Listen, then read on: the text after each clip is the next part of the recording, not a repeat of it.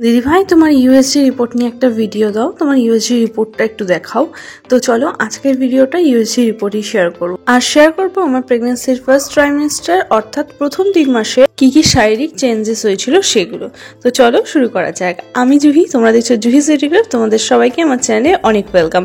সকালবেলা ছাদের মধ্যে একটু কম্বলটা রোদে দিতে এসেছিলাম, তারপরে ছেলেকে নিয়ে একটু রোদে বসেছিলাম।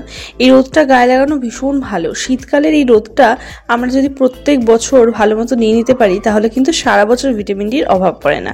চলো আগের বছর এই সময়কার একটা ফটো তোমাদের সাথে শেয়ার করি। এই ফটোটা হচ্ছে যখন আমার প্রেগনেন্সির 1 মাস। আমি জানতাম না আমার অ্যানিভার্সারি ছিল, সেই সময় আমি অ্যানিভার্সারি সেলিব্রেট করছিলাম। আর এই সময় আমার মধ্যে যে চেঞ্জেসটা ছিল, আমার মধ্যে প্রচণ্ড পরিমাণে দুর্বলতা কাজ করতো। আমার একটু কাজ করতে গেলেই ভীষণ রকমের শ্বাস ফুলতো, আর তার সাথে আমার শরীরে ভীষণ একটা অস্বস্তি কাজ করতো। এই দিনটাতেই আমি বুঝতে পেরেছিলাম যে আমার মাটন চিকেনে একটা গন্ধ লাগছে। আমি রাত্রেবেলা যে জিনিসটা ভালো খাই, চিলি চিকেন ফ্রাইড রাইস, সেটা আমি কিন্তু একদমই খেতে পাচ্ছিলাম না। আমার একটা অস্বস্তিকর গন্ধ লাগছিল। বাট তখনও কিন্তু আমি খুব একটা আন্দাজ করিনি, কারণ আগে থেকে মনে ভেবে রেখে তারপরে যদি সেটা না হয় সেটা নিয়ে ভাবলে কিন্তু খুব খারাপ লাগতো। আর যেহেতু আমার পিসিওডি থাইরয়েড, তাই অনেকের কাছে শুনেও নিয়েছিলাম, আর আমার মনেও এই ধারণাটা ছিল যে আমার বেবি হতে প্রবলেম হবে। এর মধ্যে যদি কারো এমন থাকে পিসিওডি থাইরয়েড, আর তোমরাও যদি এরকম কথা শুনে থাকো, তাহলে একদম পাত্তা দেবে না, এইসব কথার কোনো অস্তিত্ব নেই। মেডিকেল সায়েন্স এখন অনেক উন্নত। আর এটা হচ্ছে আমার 2nd মাসের ছবি, যখন বমি করতে করতে আমার শরীরের সমস্ত এনার্জি শেষ। আমি ভীষণ ওয়েট লস করে ফেলেছিলাম। এত রোদ তাকাতে পাচ্ছি না, কম্বলের আড়ালে এসে কথা বলছি। আমাদের ছাদে না বেশ শীতের সুন্দর ফুল টুল ফুটেছে।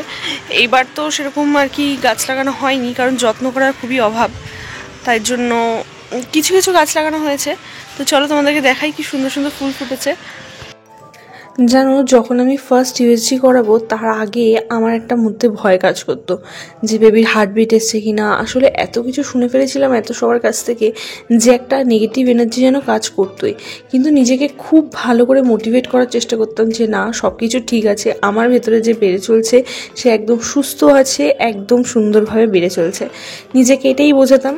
আমি জানি আমাদের সবার মনে এটাই থাকে, মায়েদের মন তো একটু টেনশন হয় যে কি হচ্ছে না হচ্ছে, বেবি কেমন আছে না আছে।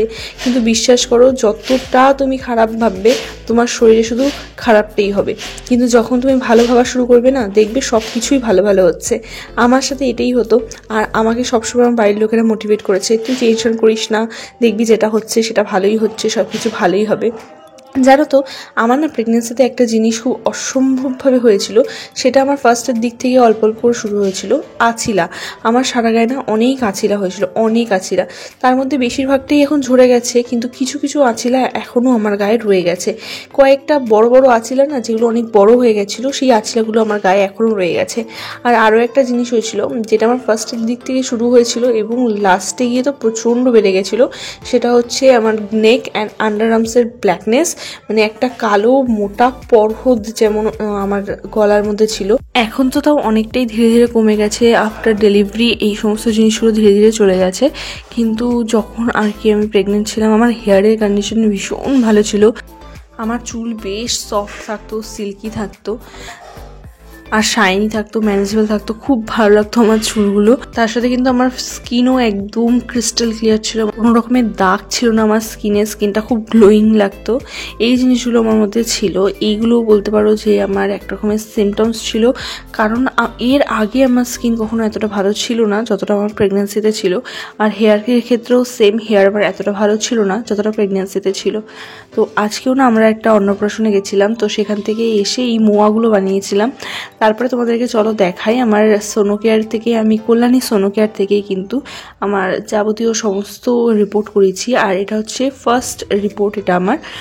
এরপরে আমি ধীরে ধীরে তোমাদের সাথে সবকটা রিপোর্টই শেয়ার করে দেবো। একটা ভিডিওতে তো এত বড় হয়ে যাবে নয়তো, এই জন্য আজকের ভিডিওটা শুধু একটাই রিপোর্ট শেয়ার করছি। এটা হচ্ছে ফার্স্ট রিপোর্ট, যেখানে আমার ফার্স্ট হার্টবিট আমি শুনতে পেয়েছিলাম। এটা হয়েছিল 8 সপ্তাহ 3 দিনে। আর এখানে দেখো দেখা যাচ্ছে, লেখাই আছে যে একটা বেবি আছে, সিঙ্গেল লাইফ ফিটাস, একটাই বাচ্চা আছে। আর তোমরা সবাই হার্ট রেট জিজ্ঞেস করতে, হার্ট রেট 167 ছিল। আমি আগের দিন একটু ভুল বলে ফেলেছিলাম, আসলে এতগুলো হয়েছে তো আমার খালি একটাই মনে ছিল। যাই হোক, তো 167 ছিল আমার বেবির হার্ট রেট, ছিল 167, তোমরা দেখতেই পাচ্ছ এটাই ছিল।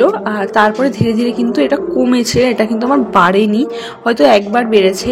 আর আমার কিন্তু একটু পিওডিতে মাইল্ড ফ্লুইড ছিল, এটা আমার ফার্স্টের ইউএসজিতে ছিল, কিন্তু পরেরগুলোতে ছিল না। আর সব কিছুই নর্মাল ছিল। আর দেখো এখানে আমার এলএমপির যে ডেটটার সাথে ওরা ক্যালকুলেট করে আমার যে এক্সপেক্টেড ডেলিভারি ডেট সেটাও কিন্তু ওরা দিয়ে দিয়েছিল। সেটা হচ্ছে 18/8/24 দিয়েছিল, কিন্তু তার যথেষ্ট আগে, মানে 28/7/2024 কিন্তু আমার বেবি হয়, অনেক দিন আগেই হয়েছে। আর আমার বললামই, যেহেতু আমার 40 উইকস কমপ্লিট করে কিন্তু হয়নি আমার ডেলিভারি কিন্তু 38 উইকেই হয়ে গেছে, মানে 37 উইক একদিন, মানে অ্যাপ্রক্স 38 উইকেই আমার ডেলিভারি হয়েছে। আর এই দেখো ছোট্ট সেই বেবিটা আমার যখন ইউএসজি হচ্ছিল, যে ডক্টর ছিলেন তিনি বলছে এই দেখো তোমার বেবি মুভমেন্ট করছে।